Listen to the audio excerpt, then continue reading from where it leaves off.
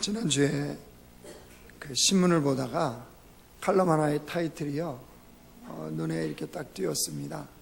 이런 타이틀이었습니다. 목사 집사 운운하며 교회 욕 보여서야. 목사 집사 운운하며 교회 욕 보여서야. 누군가가 교회를 욕 보였다는 거죠. 목사 집사 운운하며. 내용은 그런 겁니다. 우리가 알고 나면 금방 아는. 팔선의 원로급 정치인, 교회에서는 집사. 목회를 하다가 이제 목회 은퇴하고 정치판에 뛰어든 정치인, 전직 목사였던 한 사람. 이 두 사람이 맞붙은 겁니다. 한 사람은 인적 쇄신을 위해서 탈당해라. 또 한 사람은 당신이 예전에 한 말과 다르다. 왜 약속이 다르냐? 그러면서 검찰에 고소하면서 이렇게 서로 이제 논쟁이 오고 간 내용입니다. 정치를 하다 보면 생각이 달라서 서로 다툴 수 있습니다. 의견이 달라서 서로를 주장할 수도 있습니다. 문제는 그 과정에서 그들이 내뱉은 말입니다. 무슨 말을 내뱉었느냐? 거짓말쟁이 성직자, 악성 종양의 성직자. 이 당은 집사가 계신 교회 같다 라고 하는 말들을 내뱉었습니다. 여러분, 이 두 사람이 오고 가는 말만 들으면 어디 교회에서 문제가 생긴 것 같죠? 그렇잖아요. 교회에서 문제가 생긴 것 같아요. 그래서 그걸 보면서 교회와 성도들은 어떻습니까? 기분이 좋습니까? 굉장히 불쾌합니까? 아니, 굉장히 불쾌하잖아요. 그럼 세상은 이 두 사람들의 서고 가는 이 논쟁을 어떻게 볼까요? 어떤 마음으로 볼까요? 저는 개인적으로 그것을 이렇게 보면서 또 칼럼을 보면서 그런 생각을 했습니다. 이 두 사람에게 소위 직분으로는 한 사람은 목사고 한 사람은 집사예요. 이 두 사람에게 하나님은 어떤 분이실까? 아니, 이 두 사람에게 직분은 어떤 의미일까? 또한 교회는 어떤 의미일까? 이 사람들은 자신들이 한 말로 인해서 교회를 욕되게 하고 있다는 것은 생각하고 있을까? 이런 생각을 하게 되었습니다. 그러다 결론은 그렇습니다. 두 사람 다 탐욕으로 그 마음이 가리워져 있구나. 사람이 탐욕으로 마음이 가리워지면요, 자신만이 목적이 됩니다. 나머지 모든 것은 다 수단이 됩니다. 하나님도 수단, 교회도 수단, 직분도 수단. 나머지는 다 수단이고 오로지 자기만이 목적이 돼요. 그게 사람이 갖는 탐욕입니다. 근처에 있는 교회에서 세습 때문에 좀 시끄럽습니다. 근데 뭐 그런 과정은 잘 모르니까 그건 다 내버려 두고요. 그 세습을 받은 젊은 목회자가 했던 말이 저로 하여금 굉장히 화가 나게 했습니다. 이렇게 말을 했습니다. 세습으로 인하여 사람들이 비난하는 그 비난에 대해서는 내가 져야 될 십자가로 생각하겠다. 그냥 들으면 그렇겠구나, 져야 될 십자가로 생각하겠구나 라고 생각할 수 있어요. 근데 여러분, 십자가에 대해서 얼마나 자기중심적이고 십자가를 얼만큼 자기의 탐욕을 위한 것으로 해석하는 말인지를 알게 되어지면, 저것이 바로 탐욕이 가려버린 사람들의 모습이구나라는 것을 알게 되어집니다. 무슨 말이냐? 여러분, 이것이 우리가 살아가고 있는 세상이에요. 우리가 살고 있는 세상의 현실입니다. 그런 세상 속에 우리 교회는 올해 하나님이 찾으시는 예배자로 살고자 하는 그런 주의 백성, 그런 공동체가 되려고 첫 발걸음을 시작했습니다. 하나님 찾으시는 예배자. 그냥 보면은 근사해 보이죠. 여러분, 이런 근사함을 위해서 우리가 하나님 찾는 예배자가 되고자 했을까요? 아니, 한 해를 이런 방향으로 그냥 갑시다라고 방향성을 정해주기 위해서 그냥 내건 슬로건일까요? 여러분, 결코 그렇지 않습니다. 우리 한 사람이 하나님이 찾으시는 진정한 참된 예배자로 세워지면 어떤 일이 벌어지느냐? 우리 주변에 있는 사람들이 하나님을 찾는 참된 예배자가 되어집니다. 나 한 사람이 주님 앞에 참된 예배자로 세워지면 세상이 달라집니다. 여러분, 우리가 지난주에 봤던 사마리아 성의 수가라는 마을의 동네 그 여인을 보십시오. 한 여인이 변화되니까 그 마을에 있는 사람들이 예수님을 믿는 사람으로 변화가 되지 않습니까? 우리 한 사람이요, 우리 공동체가 변화되면, 아니 하나님이 찾으시는 예배자로 우리가 세워지면 우리 주변이 바뀝니다. 한국교회가 바뀔 수 있어요. 온 세계가 달라질 수 있다는 사실입니다. 그냥 슬로건으로 내걸어서 달려가자, 이 표가 결코 아닙니다. 그러면 이것을 생각한다면 오늘 하나님을 참되게 예배하는 한 이방인을 통해서 우리가 영적인 진리를 깨닫고 우리가 어떻게 하나님 앞에 참된 예배자로 세워질 것인가를 우리 삶에 적용하는 그런 시간이 되어지길 원합니다. 헤롯 대왕이요, 분봉왕 헤롯 대왕이 로마 황제를 위해서 한 도시를 건설하게 됩니다. 그게 가이사랴입니다. 그 가이사랴에 로마의 백부장 고넬료라는 사람이 있었습니다. 그는 이방인입니다. 이 이방인이 유대인의 영향을 받아서 오늘 본문에 봤더니 하나님을 경외하고 백성을 많이 구제하며 또한 하나님께 항상 기도하는 그런 사람이었다라고 소개를 합니다. 지금 무슨 말이냐? 이 이방인 고넬료 백부장은 삶의 모든 영역에서 하나님이 찾는 예배자로 살고자 했다는 겁니다. 그러던 어느 날 하나님께서 환상을 통해서 이 고넬료에게 말씀을 하십니다. 요빠에 사람을 보내서 거기에 베드로가 있으니까 베드로를 청하여 말씀을 들으라는 거예요. 여러분, 왜 하나님을 예배하는 예배자로 살고 있는데 왜 굳이 베드로를 초청해서 그에게 말씀을 들으라고 했을까요? 하나님께 예배하는 고넬료였지만, 그 집안이었지만 예수 그리스도의 복음은 아직 듣지 못한 상태였거든요.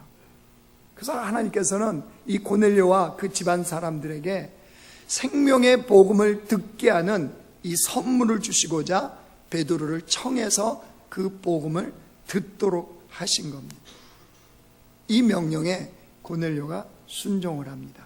그리고 하인과 부하를 이제 요빠로 보냅니다. 7절 말씀 보십시오.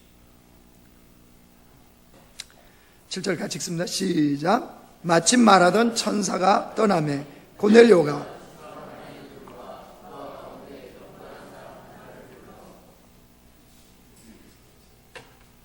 요빠에 몇 사람을 보냈습니까?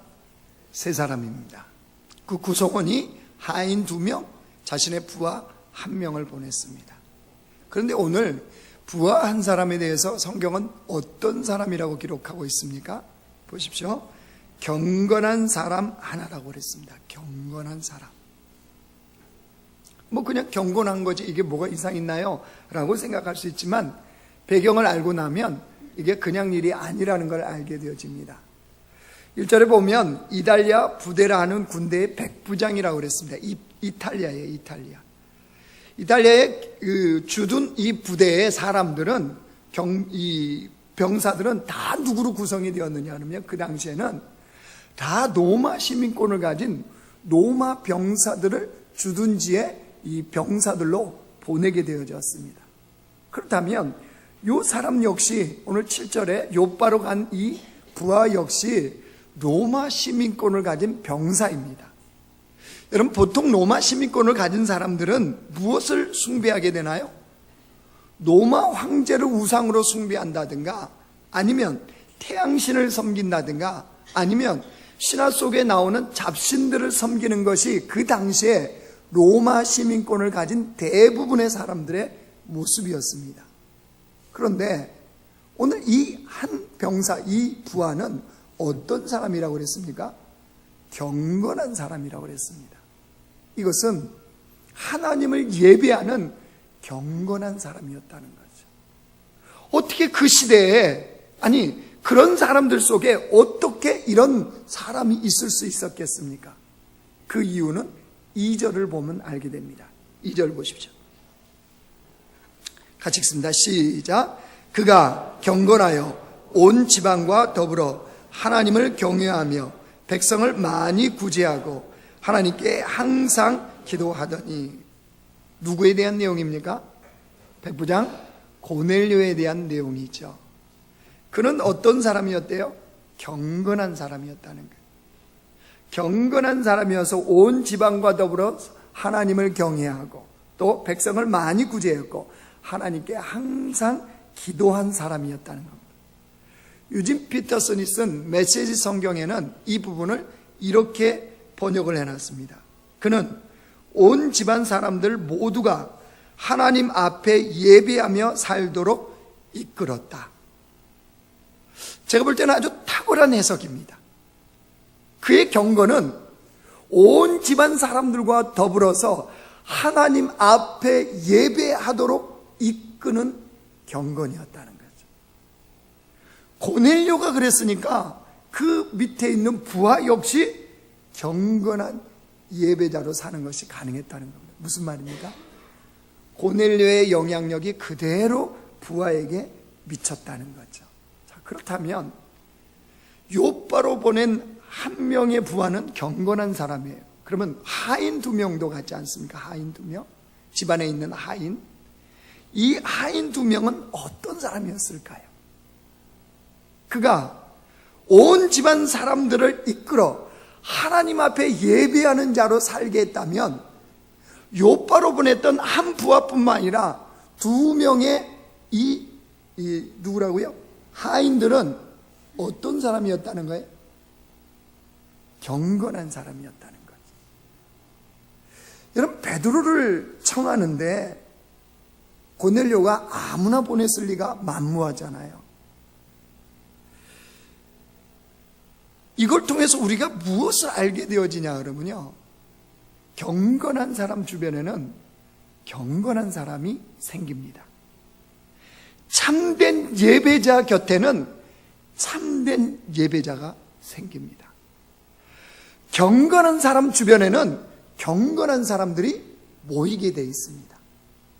참된 예배자 주변에는 참된 예배자가 모이게 되어 있습니다.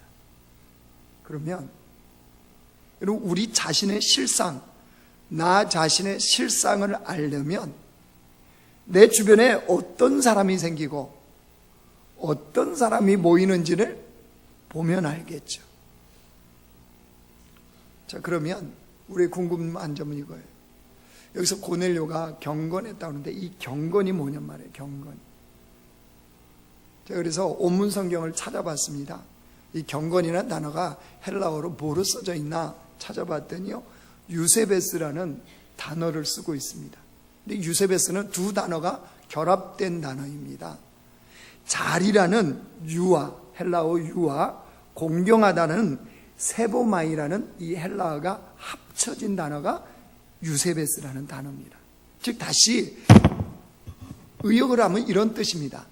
고넬료의 경건은 하나님을 잘 섬긴다, 하나님을 잘 경배한다, 하나님의 뜻을 잘 쫓아 행한다. 이게 고넬료의 경건입니다. 이것을 보고 누가요? 온 집안 사람들이 하나님을 예배하는 경건한 자로 살았다는 거예요. 자, 그러면 질문해 보겠습니다. 고넬료에 하나님을 잘 섬긴다, 잘 경배한다, 하나님의 뜻을 잘 쫓아 행한다는 것은 외적인 경건입니까? 내적인 경건입니까? 거꾸로 얘기했나요? 내적인 경건입니까? 외적인 경건입니까?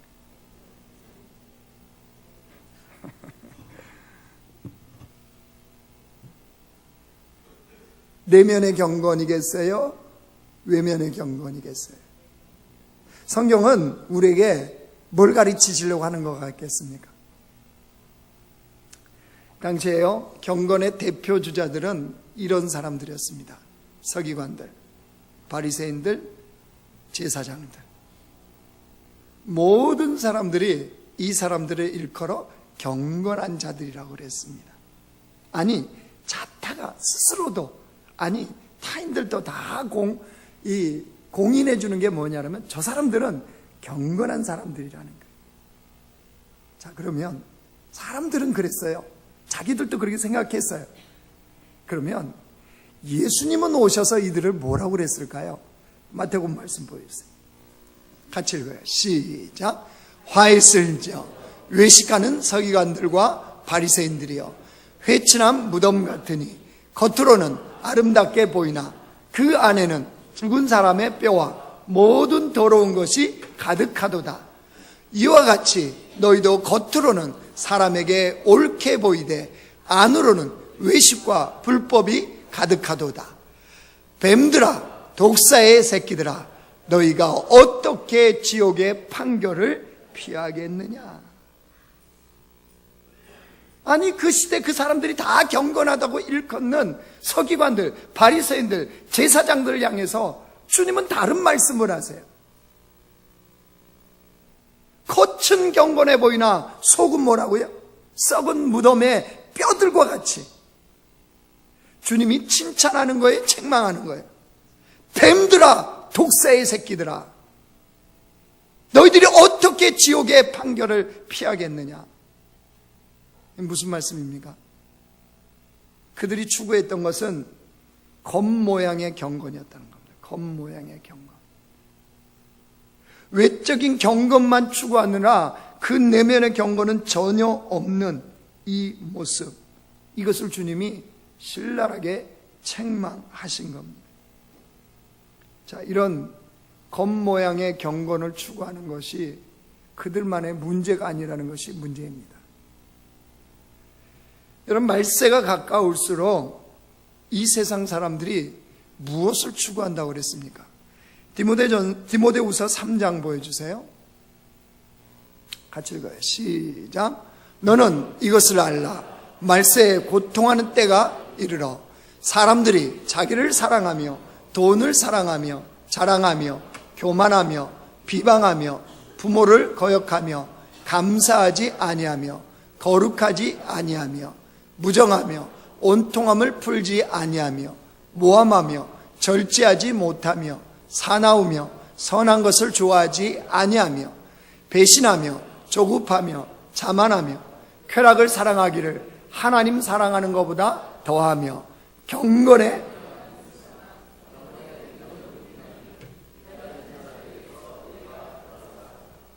경건에 모양은 있는데 뭐가 없대요?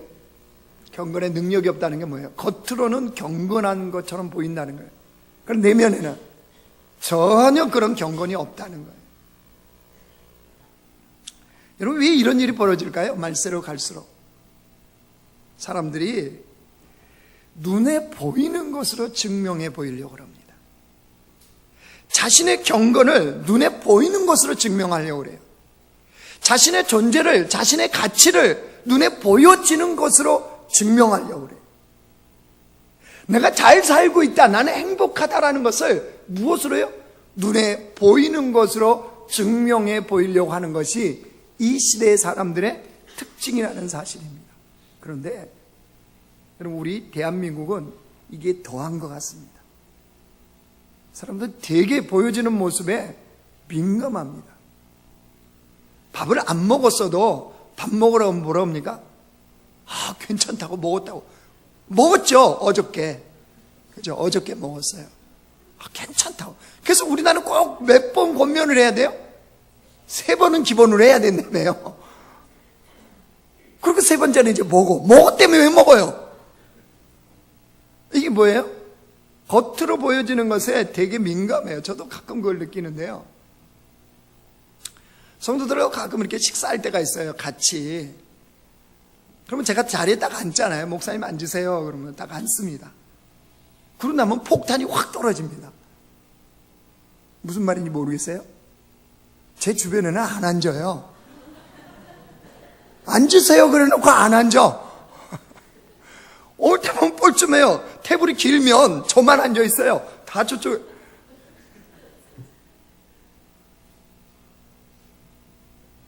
왜 그렇죠? 아마 제 주변에서 먹으면 식사를 편하게 못 먹는지, 아니면 많이 못 먹어서 그럴 수 있는지, 그래서 그런지도 모르죠. 이게 왜 그래요? 목사라는 보여지는 타이틀 때문이잖아요. 제가 그냥 성도였어도 그랬을까요? 아니죠. 목사라는 타이틀 때문에 사람들이 그렇게 어려워하는 거죠. 그런데 만약에 그 상황을 두고 제가 속으로 스스로 이렇게 착각했다고 생각해 보십시오. 역시 난 거룩한가 봐. 내 주변은 감히 속된 것이 범접할 수 없는 경건이 내 안에 있나 봐 라고 생각하고 착각 속에 앉아 있었다면 주님이 뭐라고 그러셨을까요? 뱀아, 독사의 새끼야, 이러지 않았을까요?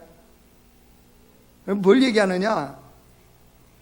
목사라는 겉껍데기가 결코 거룩한 자임을, 경건한 자임을 보증하는 것이 아니라는 사실이에요. 우리가 그런 착각에 빠지면 안 돼요.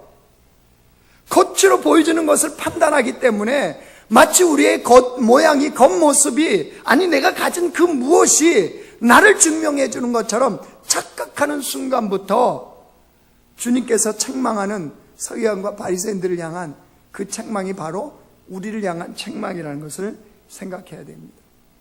그러면 고넬료의 경우는 어떻게 하나님이 인정해 주시는 경건한 자로, 그런 예배자로 세워줄 수 있었을까요? 그 내면의 경건은 도대체 어디로부터 왔을까요? 여러분 10장 33절 한번 가보십시오.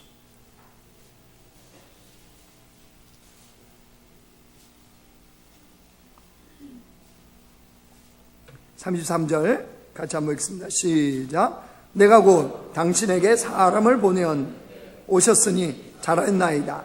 이제 우리는 주께서 당신에게 명하신 모든 것을 듣고자 하여 다 하나님 앞에 있나이다.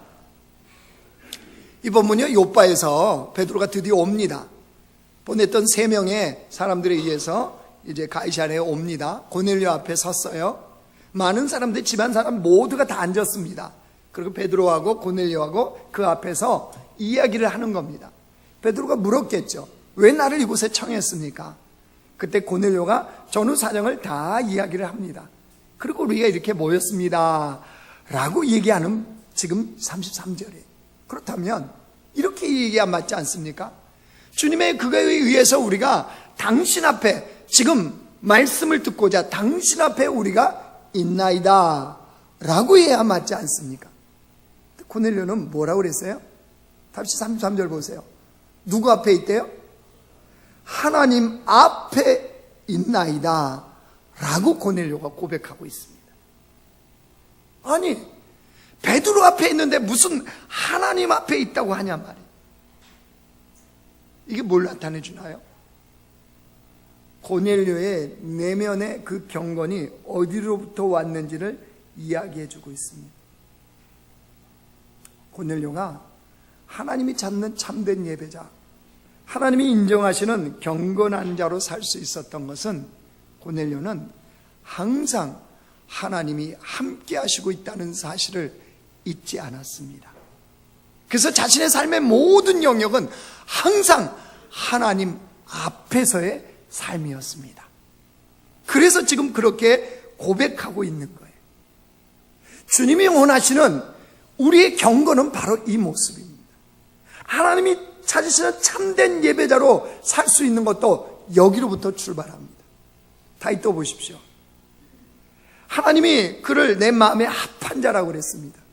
그를 통해서 나의 뜻을 다 이루리라 주님 말씀하는 주님이 찾는 사람 다윗, 그가 시편 16편에서 이렇게 고백합니다. 같이 읽습니다. 시작. 내가 여호와를 항상 내 앞에 모시며 그가 나의 오른쪽에 계심으로 내가 흔들리지 아니하리로다. 다윗은 뭐라고 고백하나요? 여호와를 항상 내 앞에 모시며. 무슨 말이에요? 하나님 앞에 있다는 거죠. 꼬람대요. 그런데 그 다음 보세요. 왜 그렇다고요? 그가 나의 오른쪽에 계심으로 내가 흔들리지 아니하리로다. 언제나 임마누엘 하시는, 함께 하시는 하나님을 인식했기 때문에 언제나 다윗은 주님 앞에서의 삶을 산다고 그랬어요. 여러분, 연약한 인간이기 때문에 때로는 이것을 망각할 때가 있지요. 다윗도 망각했을 때가 있습니다. 그저 당장 어떤 일이 벌어집니까? 다윗의 충신이었던 우리아의 아내 밧세바를 범하게 되잖아요. 그리고 그 일을 덮기 위해서 충신인 우리아를 죽이는 일까지 벌이지 않습니까? 그때 하나님께서는 나단 선지자를 보내서 다윗을 책망하십니다. 그때 다윗이 무릎을 꿇습니다. 근데 이때 다윗이 누구 앞에 무릎을 꿇었을까요? 하나님입니다. 하나님. 그의 회복은 항상 함께 하시는 하나님, 임마누엘의 하나님 앞에서의 삶이라는 것을 인식하는 회복이 다윗의 회복이었던 거예요. 다윗은 항상 그랬습니다. 왕권의 회복이 아니에요. 부귀 영화를 누리는 것의 회복이 아니었습니다. 하나님 앞에서, 임마누엘 하시는 하나님 앞에서의 삶의 그 인식의 회복이 바로 자신의 회복이라는 것을 다윗은 깨닫고 살았기 때문에 다윗이 실수 안 했나요? 범죄 안 했나요? 안 넘어졌나요? 그럼에도 불구하고 하나님은 내 마음에 합한 자라라고 인정을 해 주셨던 거죠. 자, 그렇다면 이제 아셨죠? 주님이 원하신 내적인 경건, 내면의 경건이 무엇인지. 항상 하나님께서 함께 하시는 임마누엘을 인식하면서 주님 앞에서의 삶을 사는 거예요. 자, 그러면 그 삶을 살기 위해서 한 해 동안 우리는 어떻게 달려가야 될까요? 적용입니다. 적용. 이제 어떻게 내 삶에 이것을 적용해서 하나님이 찾으시는 참된 예배자로의 삶을 살아갈 수 있을까요? 디모데전서 4장 말씀 보여주세요. 같이 읽습니다. 시작. 망령되고 허탄한 신화를 버리고 경건에 이르도록 내 자신을 연단하라. 육체의 연단은 약간의 유익이 있으나 경건은 범사에 유익하니 금생과 내생의 약속이 있느니라. 앞으로 좀 넘겨보세요. 7절. 뭐하래요? 경건에 이르도록 뭐하라? 내 자신을 연단하라. 네 내면의 경건을 위해서 연단하라. 옛날 성경 뭐라고 했어요? 연습하라 그랬죠. 우리로 쉽게 알아듣게 표현한 뭐예요? 훈련하라 이거예요. 내면의 경건을 위해서 날마다 훈련해야 된다. 훈련된 자만이 참된 예배자로 세워지는 것이 가능하고, 그렇게 세워질 때만이 내 주변에 다른 사람들이 영향력을 받고 참된 예배자로, 경건한 자로 살아갈 수 있다, 이 말씀입니다. 자, 여러분, 하나님께서 항상 나와 함께 하신다는 임마누엘을 인식하며 주님 앞에서의 코람대의 삶을 사는 훈련을 하기 위해서 우리 공동체가 올 한 해 동안 해야 될 일이 있습니다. 여러분, 교회에서 늘 강조하는 겁니다. 가장 기본적인 거예요. 첫 번째, 말씀 읽기입니다. 말씀 읽기. 말씀 읽기를 통해서 경건을 연단하셔야 됩니다. 훈련하셔야 돼요. 자, 여러분, 얼마나 말씀을 잘 읽는지 제가 딱 물어보면 압니다. 우리가 일천독을 하기로 시작을 딱 선포하고부터 목양실 앞쪽 유리벽에 현수막을 붙여놨습니다. 일천독 표시할 수 있도록.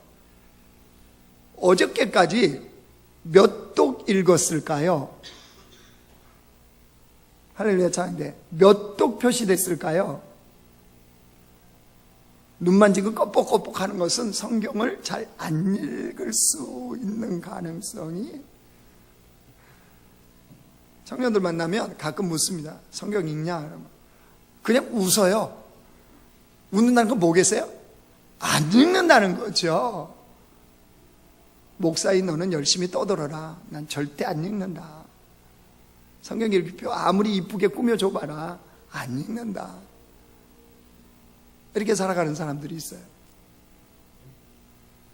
제가 분명하게 확인하는 계기가 있었습니다. 저희 딸이 성경을 읽었다고 자랑을 했습니다. 일독을 했다고. 그래서 피자를 쏘았습니다. 피자 스쿨 가서 제일 비싼 피자. 그리고 사인하는 걸 봤습니다. 그러니까 지금 1000독에 몇 독까지 와 있는지 저는 알아요. 80독을 돌파했습니다. 아시겠죠? 80독 돌파. 이따 가다 보세요. 무슨 말이냐? 그러면 성경 읽기에 여러분 동참하십시오. 동참하세요. 우리 교회 목표는 몇 독 하는 게 목표예요? 무슨 1000독이에요. 우리 교회 영적 거인은 자기의 나이의 숫자만큼 성경을 읽는 거예요. 55세 되신 분 있으세요? 55독 했어야 돼요. 그래야 사람인 거예요. 20독밖에 안 했는데요. 사람이 아니문이다. 성경 읽기 열심을 내세요, 여러분. 아니, 진리의 말씀, 하나님의 백성답게 이 땅에 살아가도록 주시는 하나님이 주신 진리의 매뉴얼인데 왜 이걸 안 읽습니까? 정말 열심히 읽으세요. 도깨비 좋아하시는 분 많다며요. 내가 무슨 드라마인지 내가 보려고 그래요. 청년 자매들이 어저께 막 얘기하더라고요. 그래서 야, 이게 청년들이 보는 거냐? 청년들이 보면 저도 보려고 해요. 코드가 통해야 되니까. 아니요, 목사님, 여집사님들이 많이 보는 거예요. 보고 나중에 얘기해 드릴게요. 도깨비도 보시고 도깨비가 아닌 진리의 말씀도 보세요. 그래서 성경 읽기를 통해서 여러분 경건을 연단하셔야 돼요. 훈련하셔야 돼요. 그래야 참된 예배자의 삶이 시작되어지는 거예요. 또 하나 우리 교회에서 강조하는 게 뭐예요? 큐티 묵상하시는 거예요. 생명의 삶으로 묵상하시는 거. 여러분 매일매일 묵상을 통해서 주님을 대면하고 말씀을 통해서 내 자신을 비춰보고 주의 음성을 듣고 삶을 걸어간다. 여러분 이것처럼 근사한 게 어디 있습니까? 이것처럼 근사한 인생 없어요.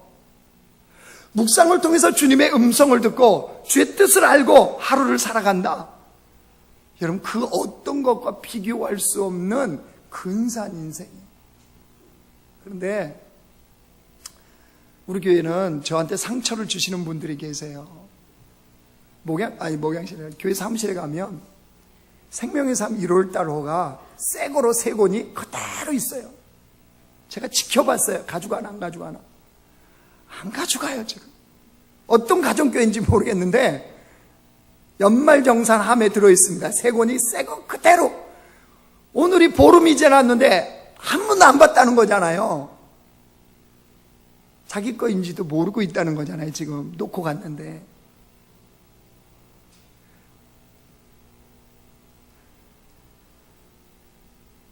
묵상하지 않으면요 사람이 아니에요. 묵상도 하셔야 돼요. 또 하나 우리 교회는 봄, 가을로 아카데미 하잖아요. 영적 성장과 성숙을 위한 아카데미 성경 공부하는 시간을 갖지 않습니까? 그럼 그거 오픈하면 열심히 들으세요. 공부하셔야죠. 여러분 하나님을 믿기로 했다면 알고 믿어야 되잖아요. 그죠?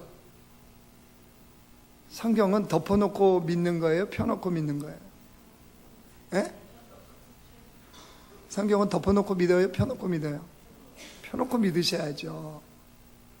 주님을 믿기로 했으면 알아야죠. 알려면 성경 공부를 해야죠. 그죠?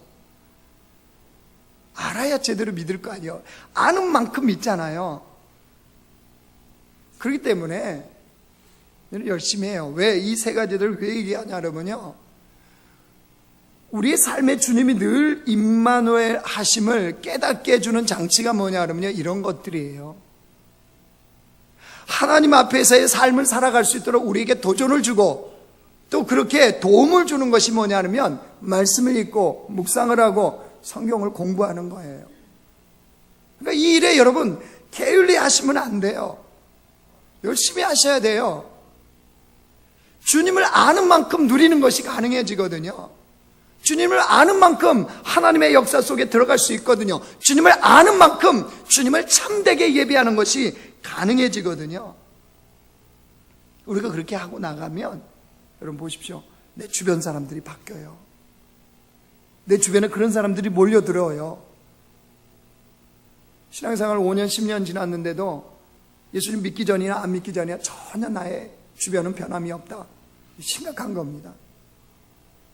내가 변화가 없다는 거거든요. 말씀을 이제 정리하겠습니다. 여러분, 우리의 경건도 우리가 하나님을 찾는 예배자로 세워지는 것은 항상 하나님께서 함께 하심을 잊지 않는 백성으로 살아갈 때 가능해집니다. 그럴 때 하나님 앞에서의 삶을 사는 자만이 하나님이 찾는 참된 예배자의 삶이 가능해지기 때문입니다. 여러분, 하나님께서는 이미 우리 속에 임재해 계십니다. 내가 느끼지 못하고 내가 깨닫지 못하는 것이지 주님은 이미 우리에게 임재해 계세요. 그렇다면 그 주님을 더 잘 알아야 되지 않습니까? 더 깊이 있게 알아야 되지 않습니까? 그래야 주님을 참되게 예배하죠. 우리의 삶의 목적은 주님을 제대로 예배하는 거예요. 직장에 가서 주님을 제대로 그 일을 통해서 예배하는 거예요. 가정에서 가정생활을 통해서 주님을 제대로 예배하는 거예요. 이게 우리를 창조하신 주님의 목적입니다. 이 목적에 제대로 살려면 주님을 알아야죠. 경건에 이르도록 우리 자신을 훈련하는 자들 되기를 원합니다. 다시 마음을 다 잡으십시오. 다시 각오를 새롭게 하십시오. 그리고 말씀 읽으십시오. 묵상하십시오. 성경을 공부하십시오. 그래서 주님의 뜻을 알고 주님의 진리를 알고 그 주님의 생명을 더 깊이 알아서 우리의 예배가 저 깊은 예배, 더 참된 예배, 천국에서 주님 앞에서 드리는 그런 예배가 되어지기를 주님의 이름으로 축원합니다.